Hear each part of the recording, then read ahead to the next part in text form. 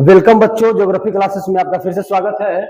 आज हम एक नया टॉपिक के साथ उपस्थित हैं आपके साथ, और हम लोग इसमें देख रहे हैं कि ये मैन्युफैक्चरिंग इंडस्ट्री के बारे में आज हमारा टॉपिक होने वाला है। तो मैन्युफैक्चरिंग यूनिट्स इंडस्ट्री है वो कहते किसको हैं, या उसके कितने प्रकार के हैं होते हैं वो, या उसके एग्जाम्पल्स वगैरह, और इसी प्रकार से बहुत सारा चीज हम लोग इसमें जानेंगे। तो एक्चुअली में मैन्युफैक्चरिंग इंडस्ट्री जो है इसको हम लोग निर्माण उद्योग कहते हैं। इसको क्या कहते हैं? निर्माण उद्योग के नाम से इसको जानते हैं। इसको इनकी विभिन्न पहलुओं पर आज हम चर्चा करने वाले हैं। ठीक है, तो अंत तक हमारे साथ बने रहिएगा। बहुत बारीकी से चीजों को समझना पड़ेगा। जो तो इसमें हम लोग सबसे पहला काम करेंगे कि यह इसको हम लोग डिफाइन करेंगे, निर्माण उद्योग कहते किसको है। तो इसको समझाने के लिए थोड़ा सा आपको हम बैक ले चलते हैं। कुछ चीजों को अगर आप नहीं समझे हुए रहेंगे तो इसको बेहतर तरीका से आप नहीं समझ पाएंगे। तो इसलिए हम चाहते हैं कि थोड़ा सा हम लोग पीछे चले। तो पीछे चले, जैसे आप पहले पढ़े होंगे, पहले की कक्षाओं में पढ़ चुके होंगे कि जैसे प्राथमिक क्षेत्र होता है, ठीक है, आपका फर्स्ट सेक्टर होता है, सेकंड सेक्टर होता है, ठीक है, सेकंड सेक्टर होता है। इसी प्रकार से थर्ड सेक्टर होता है, ठीक। तो इस तरीका से यानी कि जो प्रथम सेक्टर है यानी जो फर्स्ट सेक्टर है, तो फर्स्ट सेक्टर कौन है? तो फर्स्ट सेक्टर जो प्रकृति प्रदत्त है, जो प्रकृति से डायरेक्ट हमें प्राप्त हुआ है, उसको हम लोग ना प्राथमिक सेक्टर में रखते हैं, उसको प्रथम क्षेत्र बोलते हैं। ठीक है, प्राथमिक क्षेत्र बोलिए, प्रथम क्षेत्र बोलिए या फर्स्ट सेक्टर बोलिए, सबका मीनिंग सेम है। तो जैसे फर्स्ट सेक्टर में कौन कौन आया? तो आपका एग्रीकल्चर हो गया, जो भी कृषि कार्य हो रहे हैं वो फर्स्ट सेक्टर में आएंगे। ठीक है, या तो एनिमल हस्बेंड्री हो गया, या जानवरों से जो भी प्रोडक्ट आपको प्राप्त हो रहे हैं वो फर्स्ट सेक्टर का है, या मिनरल्स वगैरह हो गया। ठीक है, यानी कि भूगर्भ में छिपे हुए खनिजों को जो है वो सारे जो है कि फर्स्ट सेक्टर में आते हैं। ठीक है, तो जब फर्स्ट सेक्टर, ठीक, जब फर्स्ट सेक्टर में यानी कि जो प्राथमिक क्षेत्र है, उन प्राथमिक क्षेत्रों के जो भी मटेरियल हैं, जो भी सामग्री हैं, ठीक है, या तो वो मिनरल्स रहे, या तो एनिमल से संबंधित कोई, जैसे उसका मांस रहा, दूध रहा, ठीक है, या एग्रीकल्चर बेस्ड कुछ अन्य चीजें रहे। अब उनको शोधन करके या परिशोधन करके, ठीक है, संशोधन करके, ठीक, जब उसको गौण उत्पादों में बदला जाता है, ठीक है, तो वह गौण उत्पाद जो है आपका निर्माण का कार्य कर रहा है। वो क्या कर रहा है? मैन्युफैक्चरिंग कर रहा है। तो एक तरह से वो मैन्युफैक्चर जब हुआ, वो आपका निर्माण उद्योग कहलाएगा। ठीक है, या निर्माण उद्योग को और बेहतर तरीका से डिफाइन इस प्रकार से किया जा सकता है कि जब मानव अपनी कौशल से, ठीक है, प्राथमिक क्षेत्र के वस्तुओं को शोधन परिशोधन कर जहां करता है, ठीक है, वो क्या है? निर्माण उद्योग है। वो क्या है? आपका मैन्युफैक्चरिंग इंडस्ट्री कहलाएगा। ठीक है, तो यानी कि जब गौण उत्पादों को एक तरह से समझिए कि प्राकृतिक से या जो प्राथमिक क्षेत्र से किसी वस्तु को गौण उत्पाद में बदला जाता है, और गौण उत्पादों से जो मटेरियल तैयार होता है, ठीक है, जो भी सामग्री तैयार होंगे वो मैन्युफैक्चरिंग इंडस्ट्री के कहलाएगा। या इसको इस तरीका से भी समझा जा सकता है कि अपनी कार्य कुशलता और तकनीकी ज्ञान से, ठीक है, कि अपनी कार्य कुशलता और तकनीकी ज्ञान से मानव जब गौण उत्पादों का रूपांतरण करता है, ठीक है, रूपांतरण करता है, तो वह क्रियाशीलन जो है वह क्या कहलाएगा? आपका, वह आपका कहलाएगा निर्माण उद्योग कहलाएगा। ठीक है, तो अब एक चीज और यहाँ सवाल उत्पन्न हुआ कि ये गौण उत्पाद क्या है, ठीक है, या गौण उत्पादन है क्या। तो गौण उत्पादन को हम लोग समझ लेंगे, इसके बाद आगे बढ़ेंगे, ठीक है। तो गौण उत्पादों को हम लोग पहले समझेंगे, इसके बाद आगे बढ़ेंगे, क्योंकि गौण उत्पाद नहीं समझ में आएगा तो हमको बहुत आगे परेशानी हो जाएगा, ठीक है।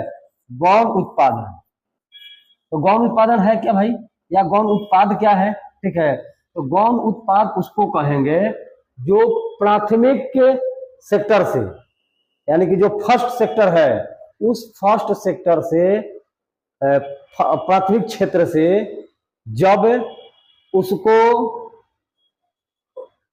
परिशोधन कर किया जाता है, ठीक है। परिशोधन या इट मीन्स उसमें थोड़ा सा डेवलपमेंट लाया जाता है, तो वो कहलाता है आपका गौण उत्पाद, ठीक है।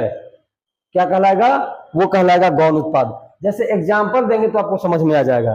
जैसे एक रुई है, ठीक है, रुई का नाम सुने हैं, रुई। तो रुई से, तो रुई तो आपको कहां से प्राप्त हुआ है, प्राकृतिक से प्राप्त हुआ है। कहां से प्राप्त हुआ है, प्राकृतिक से प्राप्त हुआ है। और इस रुई का कन्वर्ट जो है, कन्वर्सन जो है, कन्वर्ट कौन सी में कर रहे हैं हम लोग, ठीक है। रुई से कपड़ा बना, ठीक है, कपड़ा बना, ठीक। तो यह जो भी इसमें क्रिया लगा, ठीक है, ठीक है, जो भी इसमें क्रिया करना पड़ा, ठीक, तो रुई से कपड़ा बनाया गया, इसमें जो क्रियाएं की गई, ठीक है, ये कहलाएगा आपका गौण उत्पाद। का कपड़ा यहाँ कौन सा उत्पाद हो गया, गौण उत्पाद हो गया। इसी प्रकार से जैसे हम लोग कुछ और चीजों को समझने का प्रयास करेंगे, एक अन्न लेते हैं हम लोग, कुछ और भी लीजिए।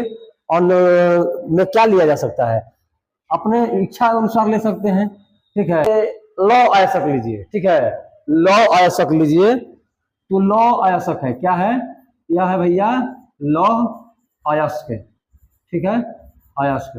तो लौ अयस्क कहाँ था, यह मिनरल था, ठीक है। और इस मिनरल से क्या प्राप्त कर दिए, इस्पात बना दिए, ठीक है, इस्पात बना। इस्पात बोले तो स्टील, ठीक है। स्टील जब बना, यह कहलाया आपका गौण उत्पाद कहलाया, ठीक है। तो इन्हीं गौण उत्पादों को, ठीक, या इन्हीं गौण उत्पादों को, यानी कि यह प्राथमिक क्षेत्र का था, ये आपका प्राथमिक क्षेत्र था, इसको गौण उत्पाद में बदला गया। और यह जो क्रियाशीलन हुआ, ठीक है, यह कहलाया आपका मैन्युफैक्चरिंग इंडस्ट्री। आई होप बेहतर तरीका से समझ में आया होगा। ये कहलाया आपका निर्माण उद्योग, इसको कहा जा सकता है। तो हम यहाँ डिफाइन कर चुके कि निर्माण उद्योग कहते किसको है, ठीक है। तो अब एक चीज और आता है कि यह निर्माण जो है कि किस किस कारकों पर निर्भर करता है, या वह कौन से कारक होंगे जो निर्माण को, या जो निर्माण उद्योग है इसको प्रभावित करता है, ठीक है, इसको क्या करता है, प्रभावित करता है, ठीक है। तो हम लोग उस फैक्टर पर चर्चा करेंगे, ठीक है, वो कारक पर बात करेंगे जो इसको प्रभावित करता है।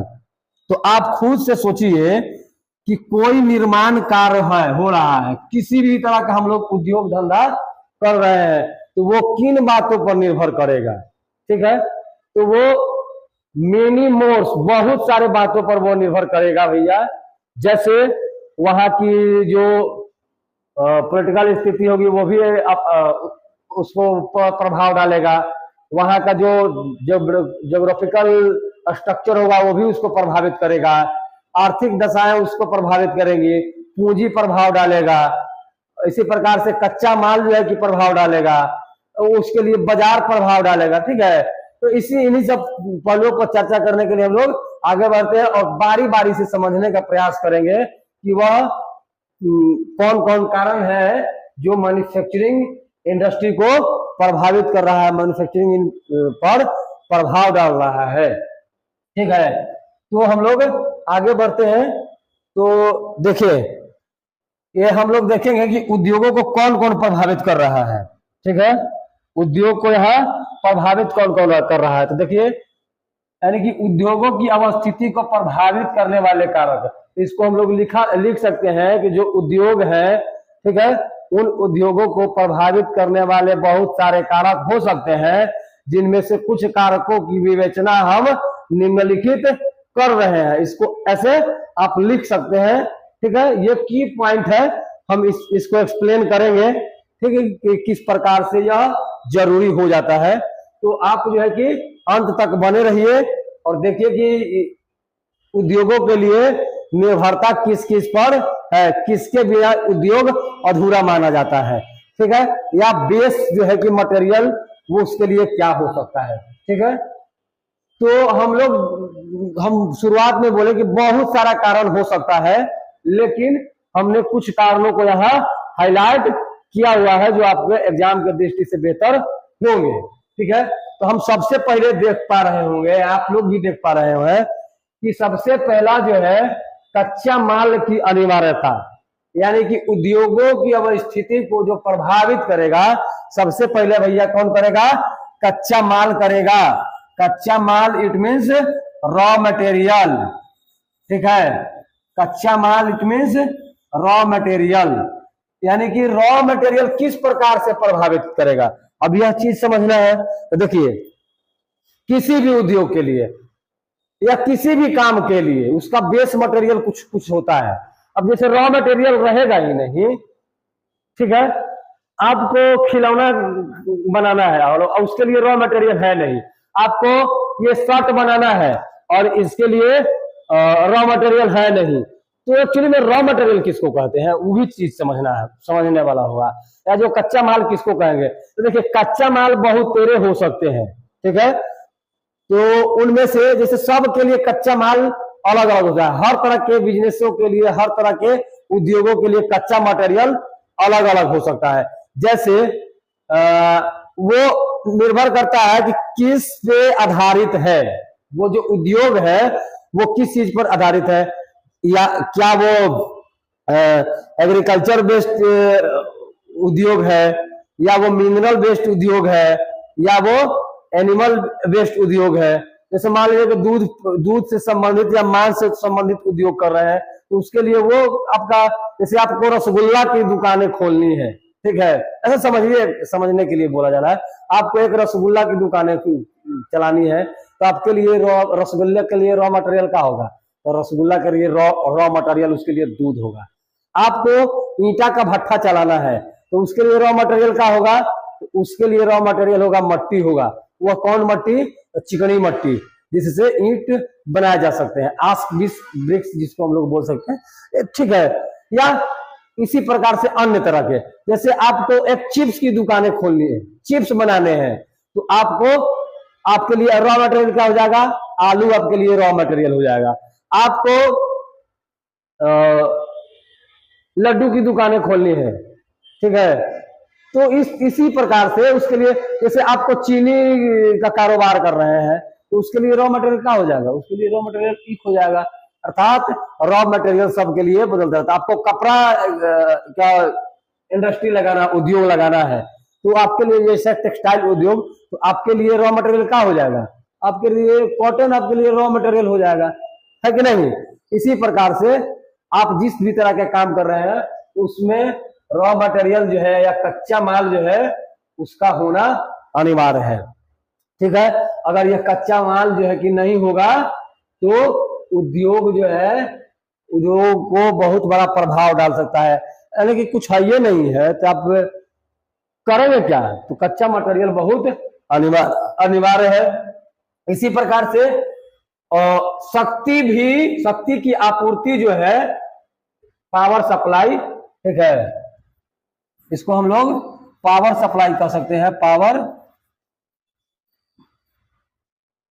पावर सप्लाई जो है भैया, ये भी प्रभावित करता है उद्योग को, ये प्रभावित करता है पावर सप्लाई। तो पावर सप्लाई कहने का क्या मतलब है?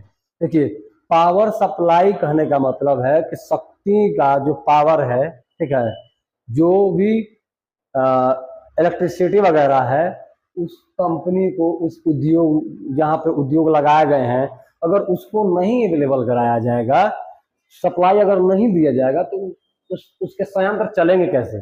बड़े बड़े जो मशीनरी होंगी वो मशीनें चलेंगे कैसे? तो बिना पावर के तो पॉसिबल नहीं है।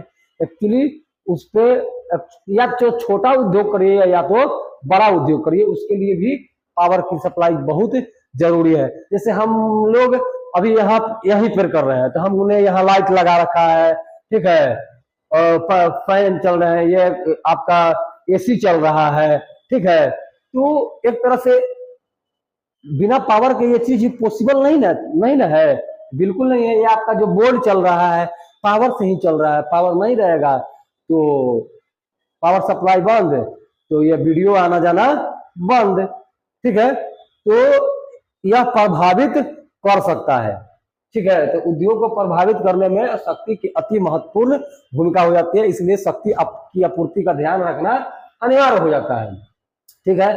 और आगे देखते हैं तो उद्योग के लिए श्रमिक या मानव संसाधन, ठीक है, अर्थात लेबर हो गया आपका, लेबर या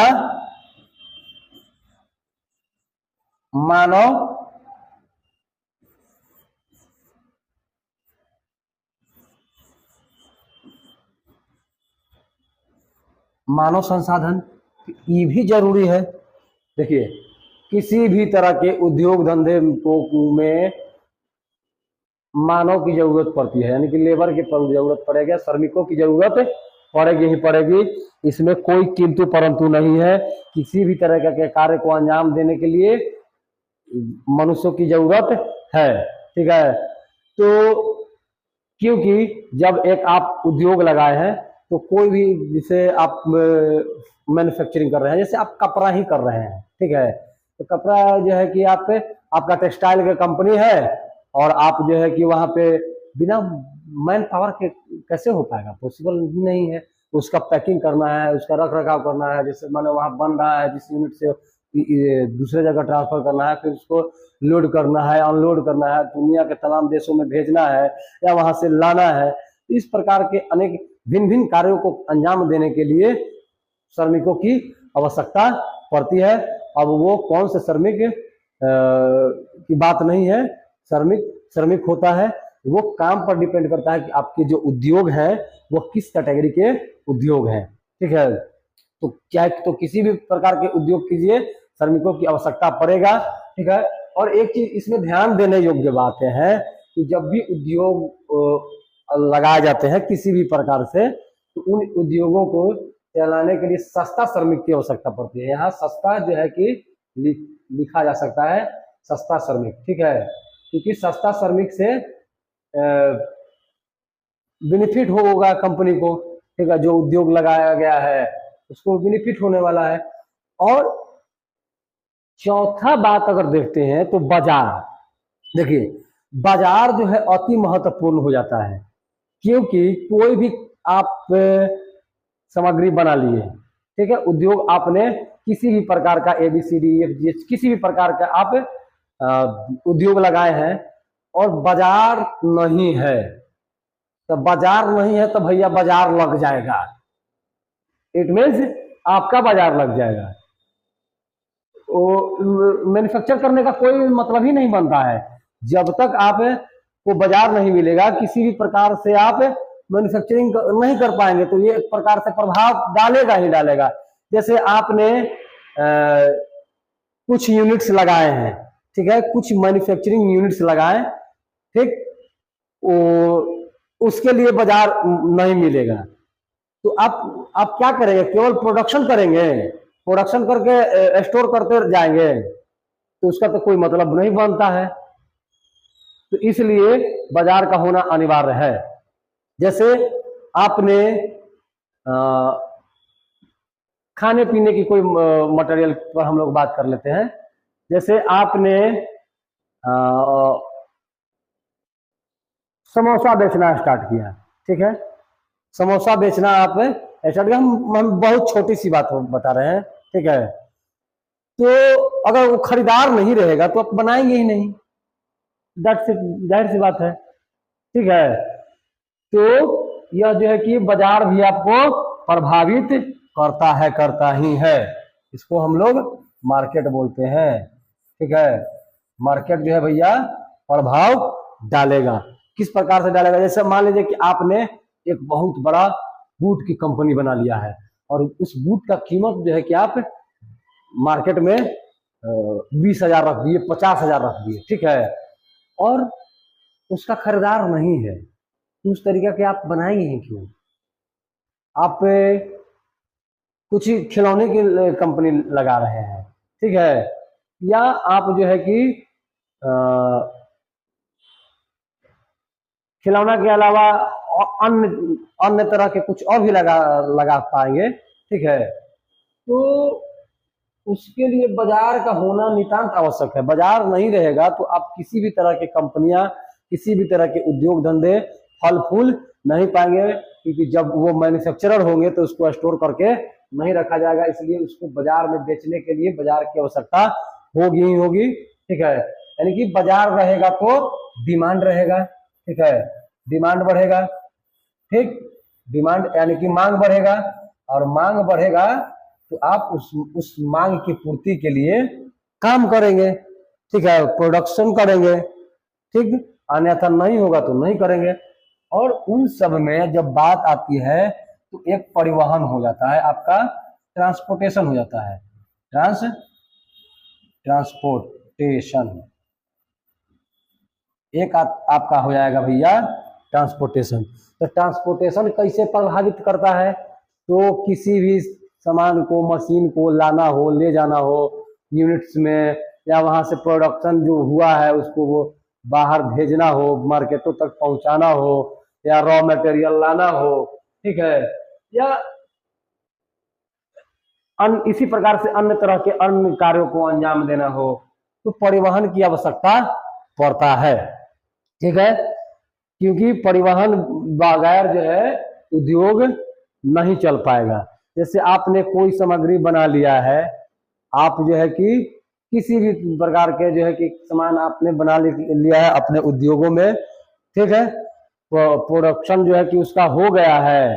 जैसे माने आपने कांच का एक उद्योग लगाया है, ठीक है, कांच बेस्ड उद्योग है, और उसको भेजने के लिए, ठीक, तो परिवहन की जरूरत पड़ेगा ही पड़ेगा, क्योंकि आप जितना मैन्युफैक्चर करेंगे उतना अपने घर में यूज नहीं कर जाएंगे, उसको बाहर बाजारों में भेजना ही पड़ेगा। तो उसके लिए साधन जो है कि परिवहन महत्वपूर्ण साधन हो जाता है।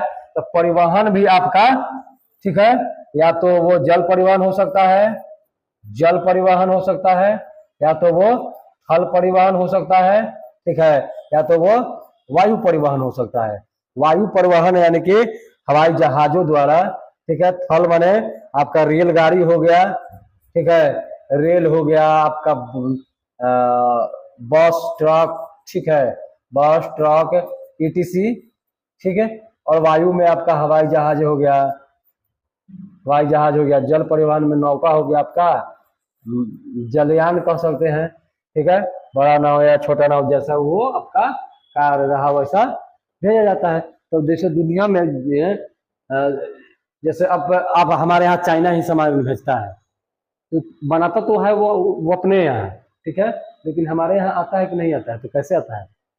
तो परिवहन जो है जल मार्ग हो जाए, वह आपका वायु मार्ग हो जाए, या मैनी मोर इसी तरीका से वो दूसरे जगहों पर वो भेजता है। तो वो भी देखिए कि बाजार खोज रहा था। तो भारत को एक चाइना को एक बड़ा बाजार मिल गया है भारत, वो अपना सारा चाइनीज माल जो है कि हमारे यहाँ ठेल देता है, ठीक है।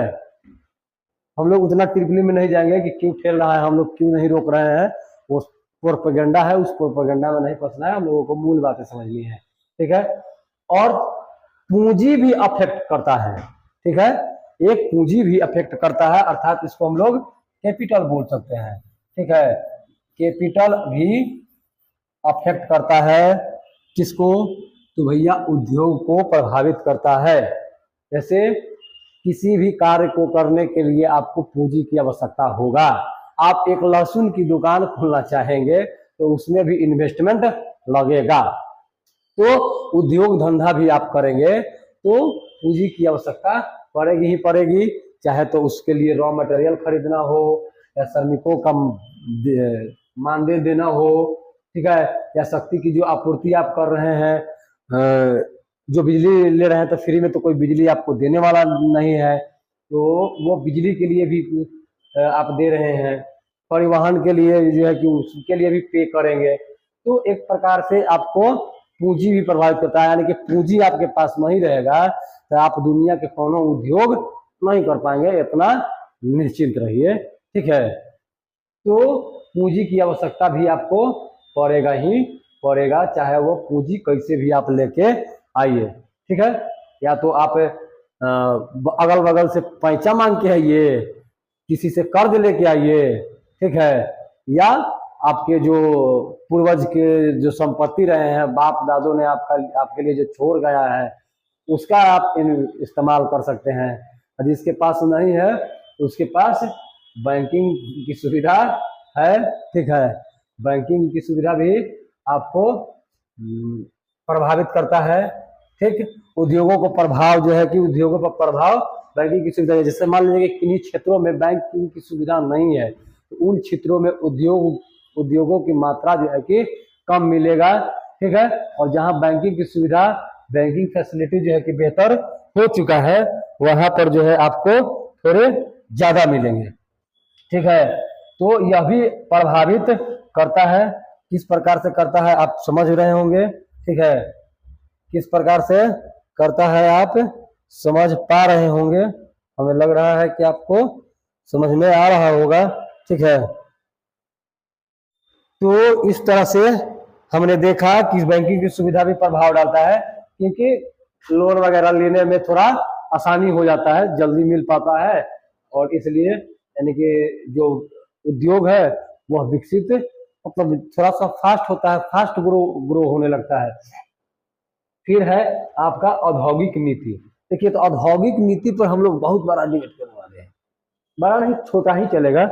देखिए, औद्योगिक नीति क्या है, ठीक। तो औद्योगिक नीति हम लोग उसको कहेंगे, ठीक, यानी कि उद्योगों धंधा के लिए एक नीति आती है, सरकार, हर देश की सरकारें जो है कि औद्योगिक नीति लागू करती है, ठीक है। इंडस्ट्रियल पॉलिसी इसको कह सकते हैं, क्या कहेंगे इसको, इसको कहा जा सकता है इंडस्ट्रियल पॉलिसी, इंडस्ट्रियल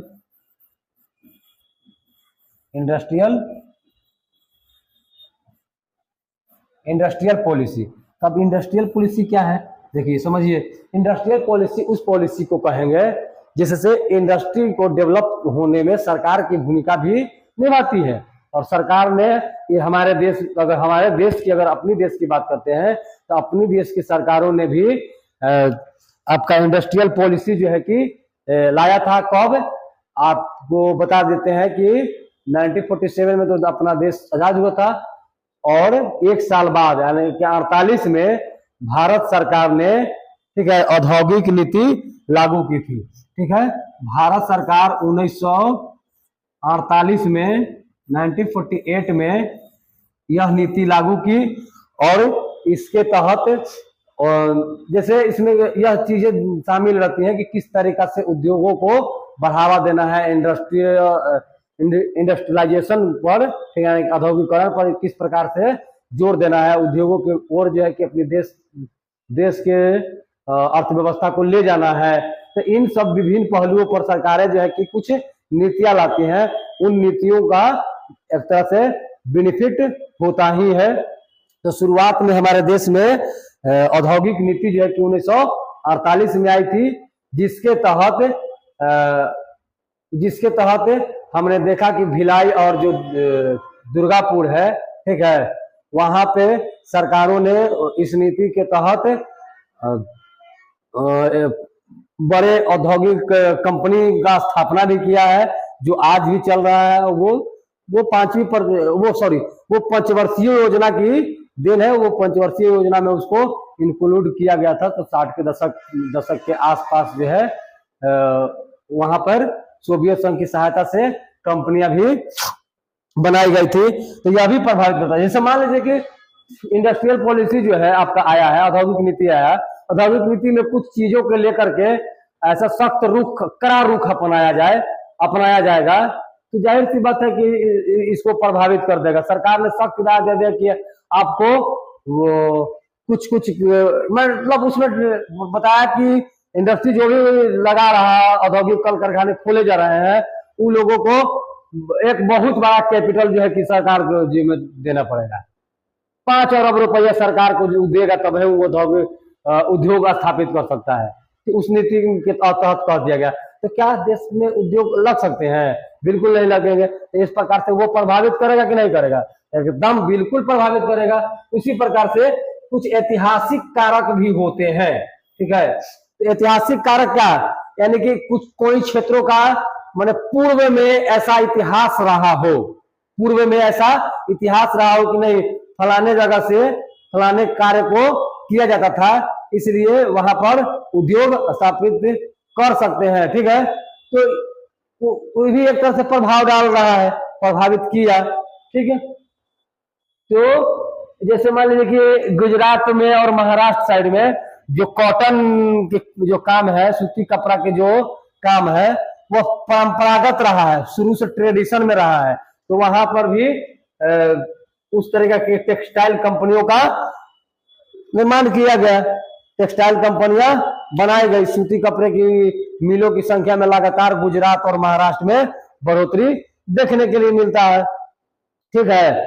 तो यह पुराना ऐतिहासिक रहा है, यह भी एक कारक है जो उद्योग को प्रभावित करता है। यानी कि उद्योग को प्रभावित करने वाले अवस्थिति, यानी कि जहां पर वो स्थापित होगा ना, ठीक है, तो वो कौन कारण है जो उसको प्रभाव डाल सकता है? तो प्रभावित आपका ये भी करेगा। कुछ अन्य फैक्ट्सों की बात करते हैं हम लोग, अदर्स फैक्ट्स की बात करते हैं। इसमें देखिएगा कि क्लाइमेट भी आपको प्रभाव डालता है, प्रभावित कर सकता है। आपका पॉलिटिकल सिनारियो प्रभावित कर सकता है, या मतलब नेशनल पॉलिसीज हो गए, वो भी आपको क्या करते हैं, उद्योगों को प्रभावित करेगा। या सस्ता भूमि भी मायने रखता है। किसी भी जगह पर उद्योग लगने के लिए सस्ता भूमि होना अनिवार्य है। वो इसलिए अनिवार्य है क्योंकि आप खुद से सोचिए ना कि महंगा अगर जमीन मिलेगा 1 करोड़ रुपए कट्ठा, तो उस 1 करोड़ रुपए कट्ठा को लेकर के 50 बीघा जमीन लिया जाए, 20 बीघा जमीन लिया जाए, 10 बीघा जमीन लेकर के, क्या उन क्षेत्रों पर, ठीक है, यानी कि एक बीघा लेने में आपको 20 करोड़ रुपया जाएगा। तो उस हिसाब से आप कैलकुलेशन कर लीजिए, ठीक है। 400 करोड़ 500 करोड़ रुपया दे के अगर केवल और केवल जमीन लिया जाए और उस पर उद्योग स्थापित किए जाए तो कितना महंगा पड़ेगा? जितना के बउआ ने उतना के झुनझुना, वही हिसाब हो जाएगा। तो इसलिए सस्ता जो है जमीन जो है कि भी प्रभावित करता है, ठीक है। ये रहे हैं उद्योगों को प्रभावित करने वाले कारक। और हम लोग आगे जब जाएंगे तो क्या पढ़ेंगे?